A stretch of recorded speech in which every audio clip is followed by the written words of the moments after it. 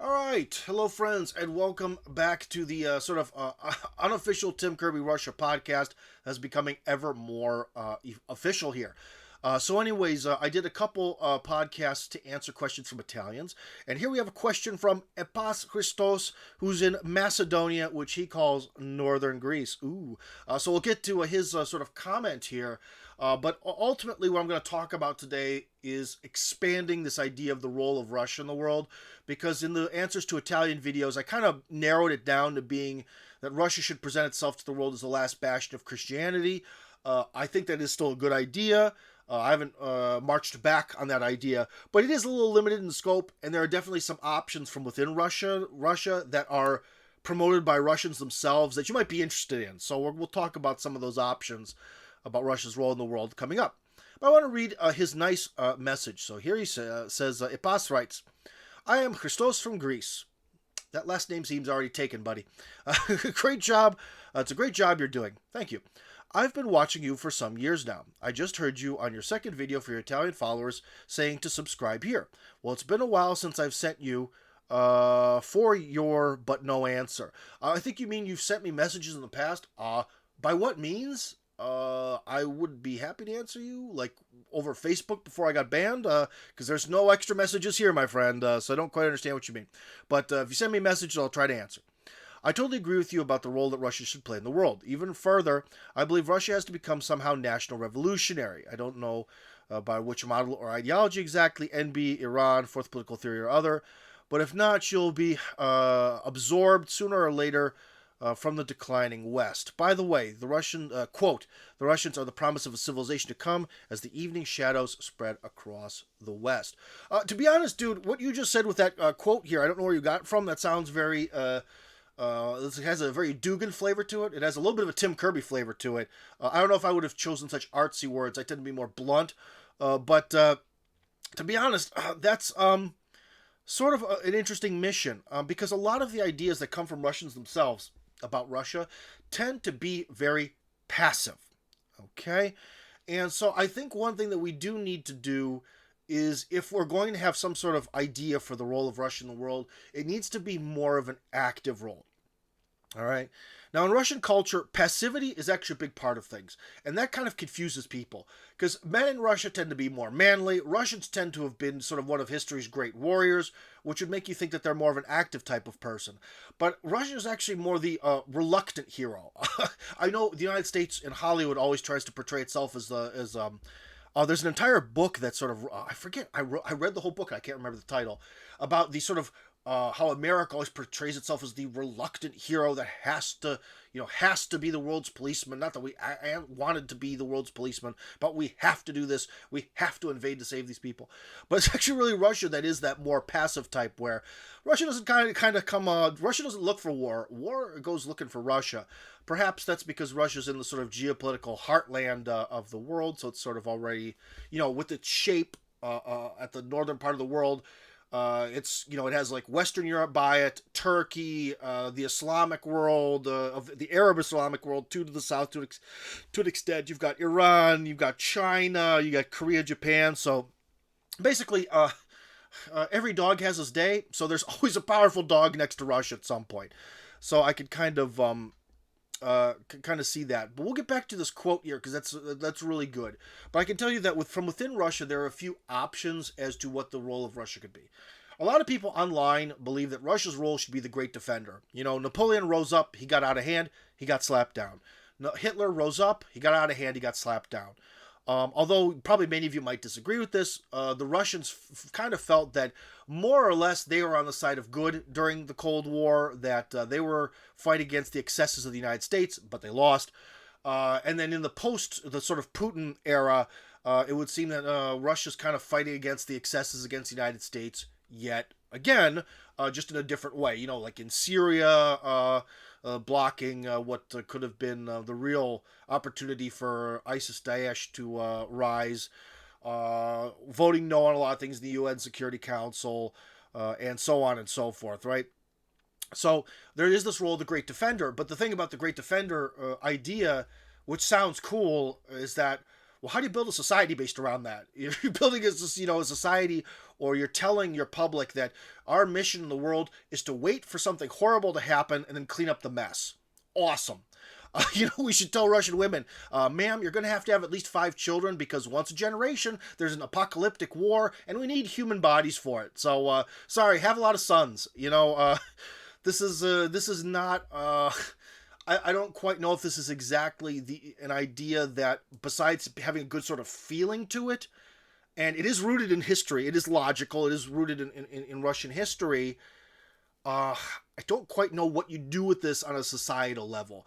With this idea of making Russia again the third Rome, we can easily see that we need to take the traditions of Christianity that are going to, especially the ones that will work well in the 21st century context, and take them from some sort of abstract personal thing to being part of life, to return to this lifestyle where there are 2 genders, where people's parents have a very big say in the lives of their children, where men have a lot of responsibility in society for their families, and so on and so forth, and take, basically, in a lot of ways, kind of look back to build the system of the future. That's more active, I'll put it this way. It's a better mission to follow rather than prepare for the next crisis, then we may not even know what it'll be. So that was it. The Eternal Defender concept is one. Okay, if we we have the Eternal Defender. Oh, we have the Let's Save Europe. This is probably the worst one, because if we have this idea that Russia's mission is to save Europe, it sort of goes back to this inferiority complex that Russians have, that they feel that they need to save somebody else. That is a terrible idea for a mission for the 21st century and beyond, that it's our job to save the wonderful Europeans because we're awful. No. Europeans have been shitting on Russia forever. You know what I mean? After what happened with World War II, Russia has to, and especially like the immediate after the Cold War, Russia should have finally culturally integrated into its subconscious the idea that the West hates it.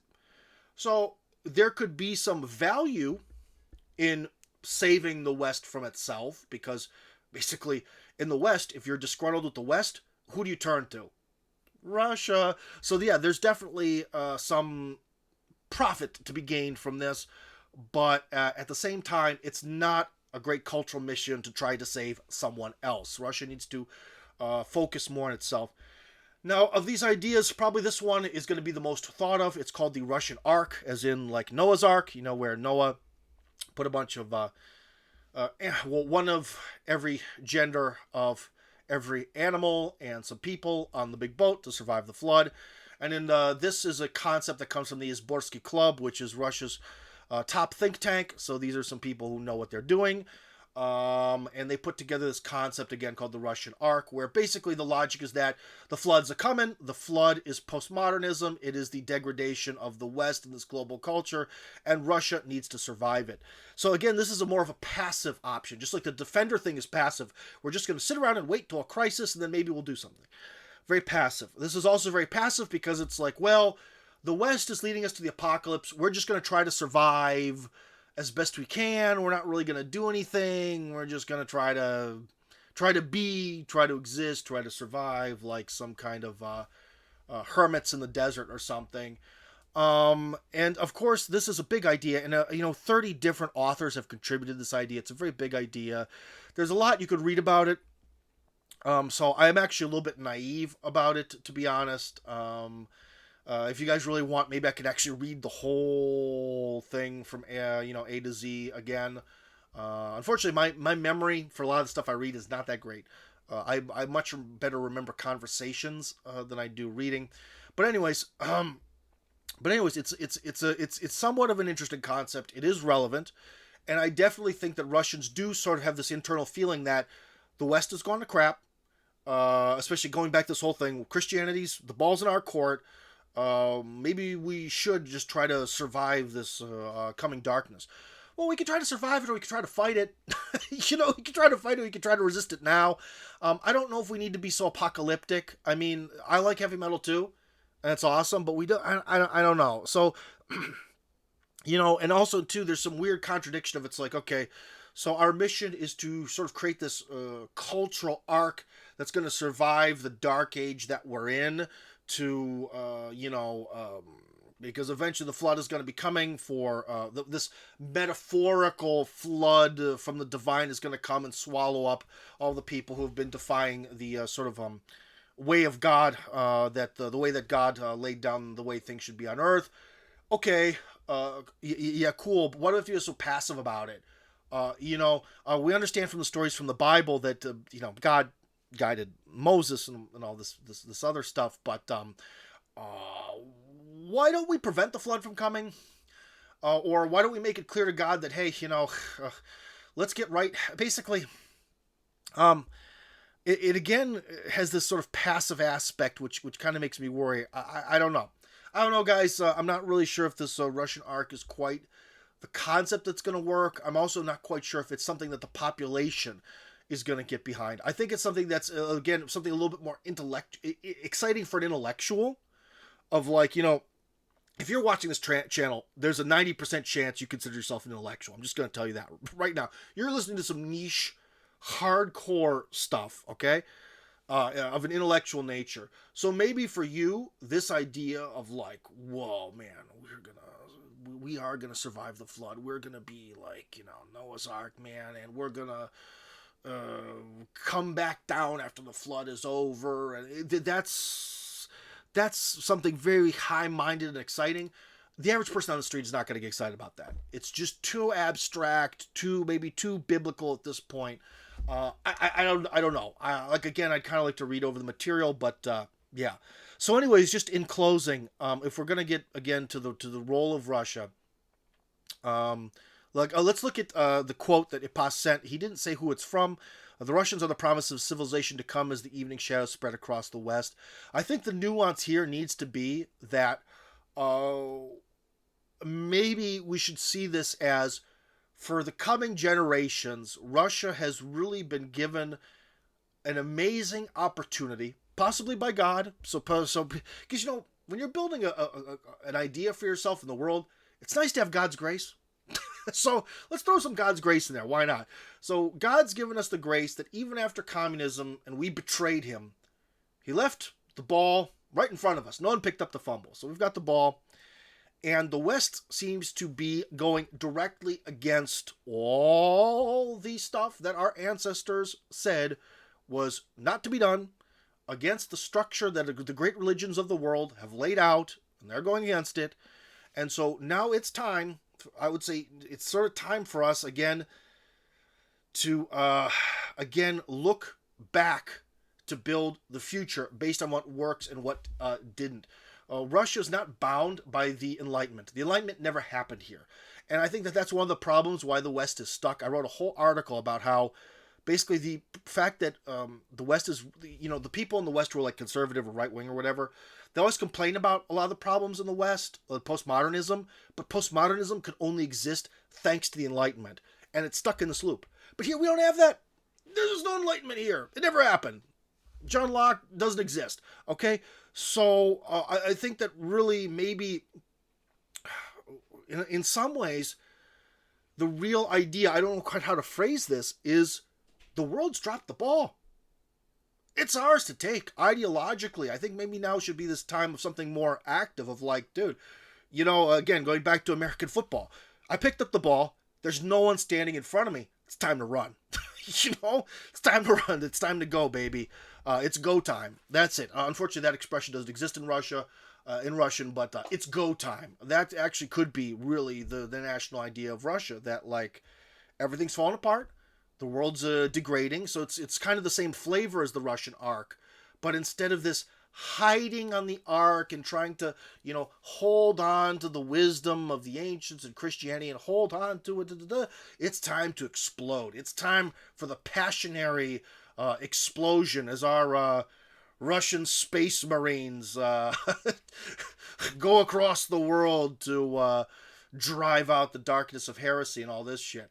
So that's actually how I think would be better. If we're going to do something, it cannot be of a passive nature.